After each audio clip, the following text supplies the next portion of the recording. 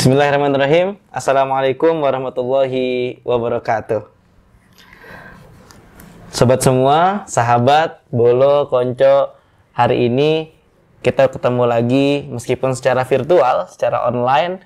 Harapannya tetap yang namanya proses belajar, proses majelis ilmu akan mendapatkan derajat Raudhatul Jannah fil Ard, taman surganya di bumi. Kalau dulu kan majelis-majelis nih ya, datang OTW, duduk, dengerin, salim, pulang. Kalau sekarang zaman makin berkembang, kita bisa belajar lewat manapun. Salah satunya seperti ini. Kita bisa sharing, belajar bersama di forum online. Lewat YouTube, mendengarkan, dan bahkan rekaman-rekaman kajian yang bisa kita lihat di berbagai channel. Hari ini kita akan sedikit membahas tentang sesuatu yang sangat berdampingan dengan kita, bahkan kita jalani setiap hari, yakni kehidupan. Ya sangat berdampingan, jelas saja, karena kalau misalkan kita tidak hidup ya kita mati pasti. Hanya pilihannya dua itu. Yang agak repot itu hidup segan mati tak mau ya. Yang agak repot seperti itu ya, hidup tapi semangatnya kayak nggak mau hidup gitu kan. Itu hidup segan mati tak mau. Kalau bahasa agamanya la yamutu wa la yahya, hidup enggak, mati enggak. Nah, kita akan tengok ini supaya kita memiliki satu perspektif pemahaman, sudut pandang yang bisa menghidupkan hidup itu sendiri. Karena harusnya kita bertanya-tanya dengan diri kita sendiri, kira-kira apakah hidup yang kita jalani ini sebagaimana hidup yang sebenarnya diinginkan. Nah, kalau kita pernah dengar itu ya, pernah dengar lagunya Dragon Ball itu, di kehidupan yang kedua akan menjadi lebih indah. Siapakah yang dapat melaksanakan? Sekarang berusaha mewujudkannya. Nah, ini sebetulnya sejalan juga tuh dengan filosofi kehidupan yang diajarkan oleh Al-Quran. Karena Al-Quran berpesan, qalu rabbana amat tanah nataini wa ahyai tanah nataini fa'tarafna bidzunubina fahalila khurujum min sabil. Jadi jangan percaya tuh kalau misalkan ada orang bilang nikmatin, enak-enakin hidup karena hidup cuma sekali. Ya padahal Quran bilang amat tanah nataini wa ahyai tanah nataini fa'tarafna bidzunubina. Mati dua kali, hidup juga dua kali. Dalam penafsirannya Imam Al-Qurtubi menjelaskan mati yang pertama itu saat kita masih menjadi nutfah atau sperma. Lalu hidup dengan posisi ketika di rahim kita ditiupkan ruh. Wa nafakhtu fihi mir ruhi. Lahir ke dunia ya dengan berbagai macam tahapan dari bayi, anak-anak, remaja, dewasa sampai tua, lalu meninggal. Nah, ini kematian yang kedua. Lalu setelah itu dibangkitkan, dan inilah yang disebut dengan kehidupan yang kedua tadi. Kalau mau dapat enak, ya bagaimana di dunianya dilihat. Kalau misalkan dunianya baik, dia akan berakhir baik. Kalau dunianya buruk, dia akan berakhir buruk. Sebagaimana disampaikan, mata insan bima ya'ish. Orang akan dimatikan dengan sebagaimana kebiasaan ia menjalankan hidup. Nah, jadi kira-kira kita akan membahas tentang hidup. Pertama, jika merujuk kepada Al-Quran, kata hidup diwakili dengan term atau diksi atau kata al-hayah. Al-hayah ini, Roghib Al-Isfahani yang menulis kitab Al-Mufradat fi Gharibil Quran. Nah, ini beliau menyatakan bahwasannya kata hidup itu maksudnya adalah al-quwah an-namiyah al-harakah, potensi untuk bergerak, bertumbuh, berkembang. Kalau misalkan sekedar ini, manusia pun tanpa belajar, tanpa harus sekolah, dia akan mendapatkan definisi ini. Dia berkembang, dia bertumbuh, ya tidak mungkin juga bayi lahir terus bayi aja, tidak bertumbuh dan tidak berkembang, tidak mungkin.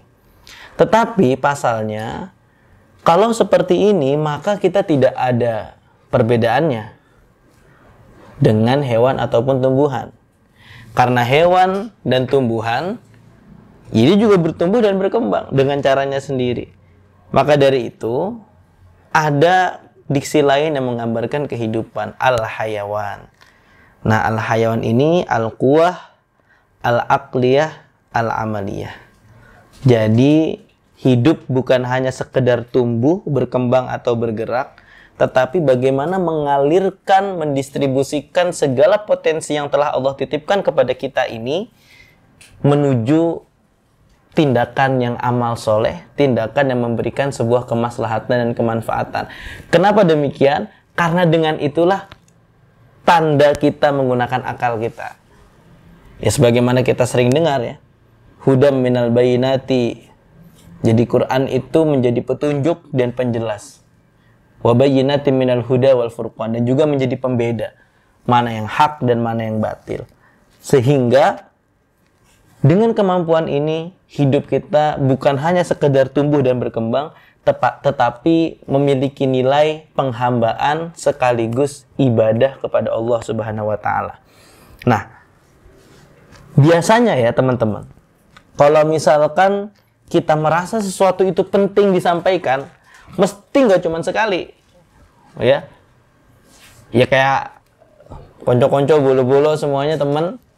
Kalau disuruh ibunya dititipi garam, telur, minyak, micin ya ke warung, kadang-kadang kan kita lupa nih, udah beli ke warung ternyata ketinggalan micinnya, minyaknya, yang dibawa sebagian. Nah, itu pasti ibunya berkali-kali mengingatkan, jangan lupa ini. Bahkan biasanya dibawain catatan biar nggak ketinggalan.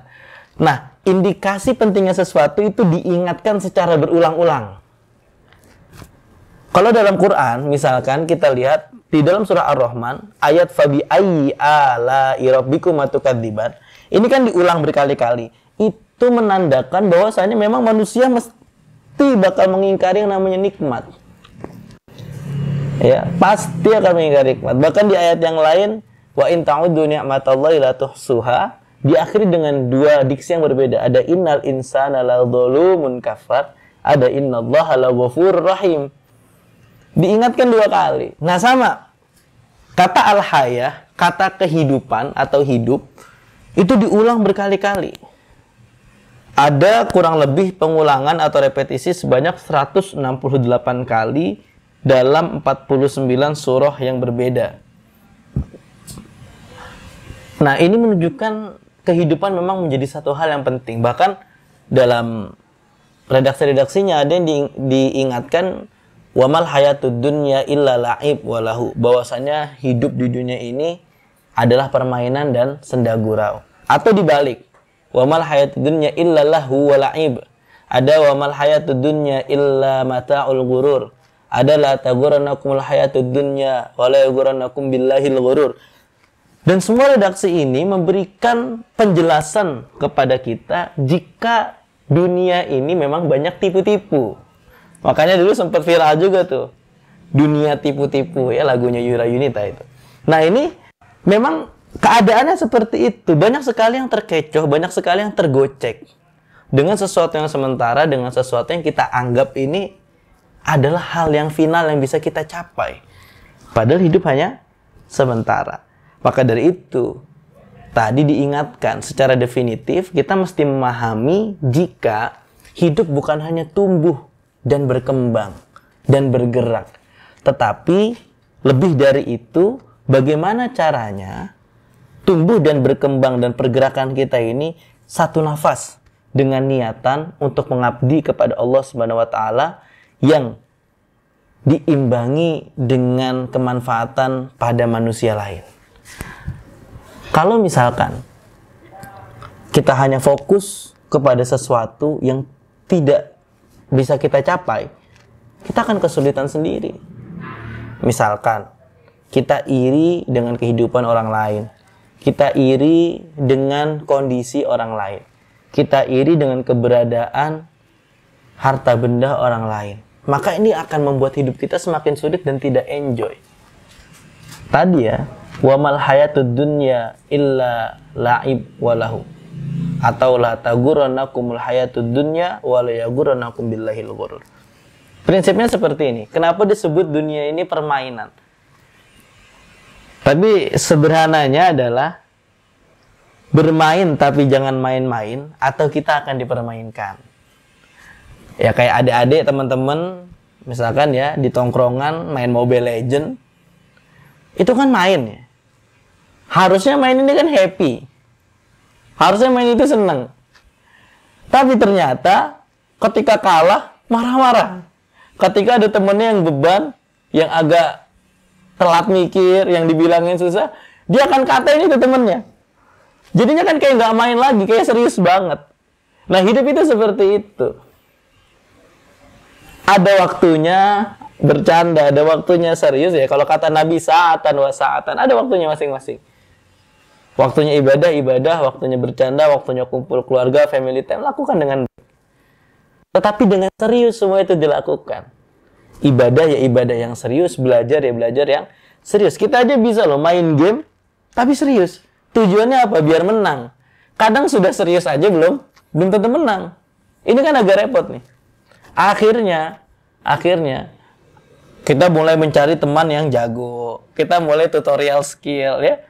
Dan sebetulnya ya ustadz-ustadz, ceramah-ceramah ini sudah mengajarkan tutorial hidup. Para kiai, para guru-guru kita ya, kitab-kitab belajar itu tujuannya adalah memberikan tutorial hidup, guideline, garis kehidupan, gimana cara menjalankannya dengan baik.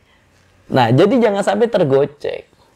Akhirnya kita serius betul dengan game online, sampai lupa kita punya realita kehidupan yang nyata dan ada pertanggungjawabannya. Nah, kira-kira seperti itu gambaran bahwasanya dunia digambarkan seperti permainan, tapi jangan main-main atau kita akan dipermainkan. Dipermainkan itu seperti ini. Imam Mutawalli Sya'rawi menyampaikan, bertakwalah engkau kepada Allah, akan Allah buat dunia tunduk kepadamu. Atau jika engkau tidak bertakwa, akan Allah buat engkau tunduk pada dunia.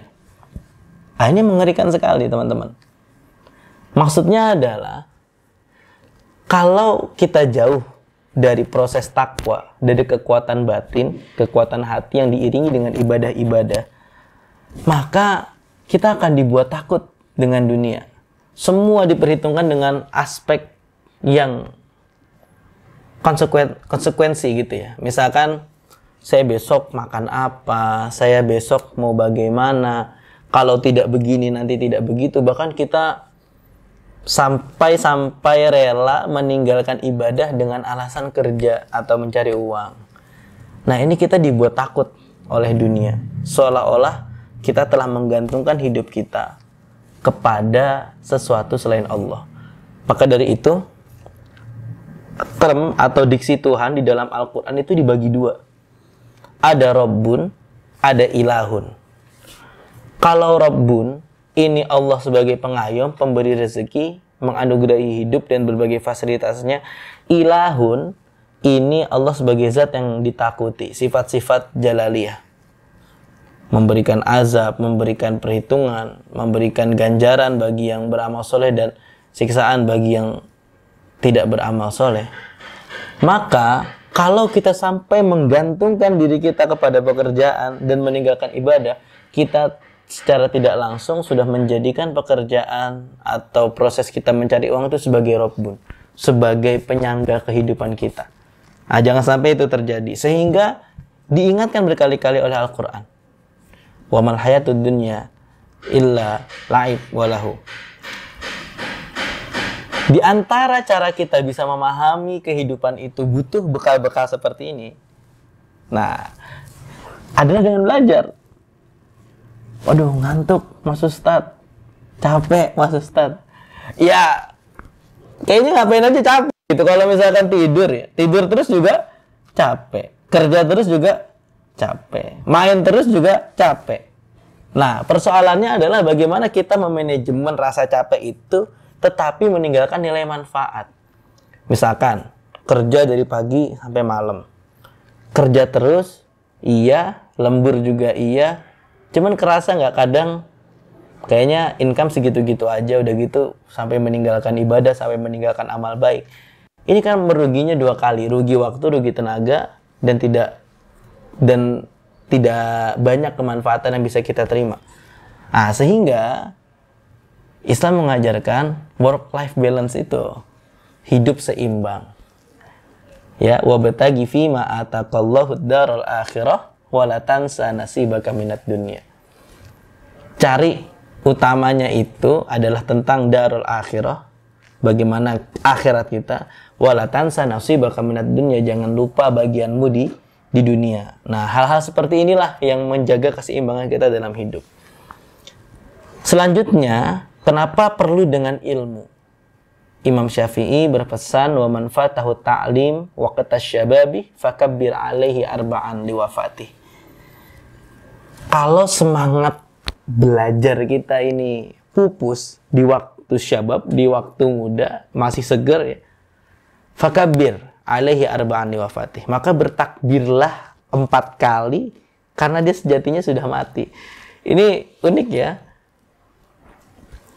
Kalau misalkan semangat belajarnya sudah hilang di waktu muda, seolah-olah dia sudah mati. Ya karena tidak ada investasi leher ke atas, tidak ada ilmu, tidak ada peningkatan dalam pemahaman. Maka dianggap oleh Imam Syafi'i yang seperti ini sudah mati. Tapi ada penjelasan unik dalam kitab Raudhatut Thalibin wa Umdatus Salikin karya dari Al-Imam Ghazali. Menjelaskan, beliau mengutip dari penjelasan mengenai kisah Abu Yazid Al-Bustami, menyatakan jika 4 takbir ini mewakili 4 dimensi yang dapat merusak hati, yakni adalah nafsu, keinginan, setan, dan dunia. 4 komponen inilah yang berpotensi merusak hati dan jiwa kita. Nafsu, baik atau buruk, Mas Ustadz? Ya tentu ada baiknya, tetapi kalau over, kalau offside, kelebihan, kelewatan, ya jadi nggak baik. Nafsu itu nikmat yang penting, teman-teman, bolo semua, konco-konco. Nah ini, kenapa jadi baik? Kalau kita nggak ada nafsu, kita nggak punya sinyal buat makan. Kapan harus makan, kapan harus minum, nggak ada sinyal. Tahu-tahu lapar, tahu-tahu kenamah, tahu-tahu meninggal, kan nggak seru. Hidup nggak ada notifikasinya tuh nggak seru. Handphone aja kalau sepi nggak ada notif, kita males lihat HP. Nggak ada yang ngasih notif, nggak ada yang ngechat ya. Nah, tubuh kita itu punya sinyal, dan salah satu sinyalnya itu dari nafsu. Kalau ketika haus, mau minum, di set up. Ada rasa dahaga, lalu dikasih air, dia ada feel, merasa lega ketika dapat air. Itu sebetulnya berasal dari nafsu juga. Yes, termasuk hasrat seksual. Kalau misalkan tidak dititipkan itu, bagaimana kita berkembang biak gitu kan? Nggak seru juga kalau semua orang tidak ada hasrat seksual, maka tidak ada perkembangbiakan lah gitu kira-kira. Tetapi yang jadi over adalah ketika misalkan makan berlebihan, minum berlebihan, lalu hasrat tadi juga berlebihan, itu akan membawa pada keburukan. Makan, pengennya makan bukan hanya enak, bukan hanya halal, bukan hanya thayyib, tetapi yang bergengsi. Duitnya nggak cukup, akhirnya mencuri supaya bisa beli makanan mahal. Ya, ini karena nafsu. Begitu juga dengan hasrat yang tadi. Kita diberikan jalan yang baik, jalan yang bagus, milih jalan yang tidak bagus. Kalau over dia akan tidak bagus, tetapi ini sebenarnya nikmat. Yang selanjutnya adalah keinginan, ya, keinginan, ya nurutin inginnya manusia kayaknya nggak ada habisnya. Standar kita pasti naik terus. Udah punya mobil satu, pengen mobil satu, tapi yang lebih elegan, yang lebih bagus. Udah punya lebih elegan, yang lebih bagus, cobalah beli motor yang elegan. Nah, ini jadi terus, sehingga standar ini tidak akan ada habisnya. Makanya ada istilah qanaah dalam Islam itu, atau menerima sebuah keadaan tertentu. Nah, selanjutnya adalah setan dan dunia. Setan ini memang quest atau job utamanya ya yang goda manusia kan. La'atiyanahum min baini aydihim wa min khalfihim wa an aymanihim wa an shama'ilihim wa la tajidu aktsarahum syakirin. Digoda dari depan, belakang, kanan, kiri, atas, bawah agar kita nggak bersyukur.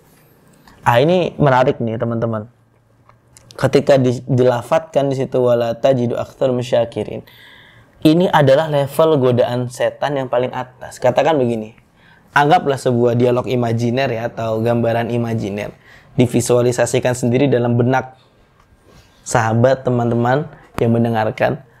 Katakan kita mau OTW pengajian, sudah siap motor, bensin, udah disiapin semuanya. Jalan. Godaan pertama, kena paku, ban bocor. Berangkat ngaji lagi nggak nih? Ditambel, apa putar balik, apa lanjut pengajian? Oh ternyata lanjut OTW. Sampai OTW, ternyata nyampe lokasi, ketemu orang, tiba-tiba bilang, ngapain ikut ngaji? Nggak bikin nambah duit, digoda. Apakah dia runtuh atau enggak semangatnya? Tetap berangkat. Singkat cerita sudah ikut, belajar, pengajian. Nah, kan tadi rintangan-rintangannya sudah lewat. Habis itu di jalan pulang ngelihat orang nyantai di pinggir rumahnya. Terus dia bergumam dalam hati, alah, hidup buat santai-santai. Ngaji dong dalam hati. Wah, ini justru godaan paling tipis yang bisa membatalkan tadi, wala tajidu aktsarahum syakirin. Seharusnya rasa syukur kita bisa ikut ngaji, ikut bisa majelis taklim itu bukan karena daya atau kemampuan kita buat OTW tadi, tetapi Allah memberikan kita kesempatan untuk berbuat baik. Sehingga mau yang kita lakukan itu baik, mau yang kita terima itu musibah, kita akan selalu jadi pribadi yang bersyukur. Nah, kalau orang sudah punya prinsip seperti ini, maka hidupnya akan tangguh. Dia tidak akan mudah runtuh dengan ucapan orang lain, juga tidak akan mudah patah dengan cacian orang lain. Nah, ada satu tips sebagai penutup kita. Yang ingin saya kutip adalah bagaimana Imam Busiri dalam Qasidah Burdah memberikan kita nasihat untuk mengelola 4 hal yang akan merusak hati tadi. 4 dimensi yang akan merusak hati tadi dalam hidup kita. Dalam sebuah syair yang Imam Busiri tulis, disampaikan bila fala tarum bil ma'asi kasri syahwatiha inna ta'ama yuqawi syahwatan nahimi. Nah, jangan kira kalau misalkan untuk membuat syahwat kita kenyang, ya. Syahwat ini kan ajakan-ajakan, keinginan-keinginan kita. Jangan kira kita ingin membuat kenyang syahwat dengan melakukan maksiat. Biar bosan judi dulu deh, sampai bosan, sampai rungkat. Biar bosan berbuat buruk, puas-puasin dulu deh nanti buat taubat. Ini kalau bagi Imam Busiri di syair ini tidak bisa. Fala tarum bil ma'asi kasri syahwati. Jangan kira memenuhi dengan maksud itu akan menghancurkan syahwat, tidak bisa. Inna ta'ama yuqawwi syahwatan nahimi. Karena kalau syahwat dikasih makan, dia akan makin kuat.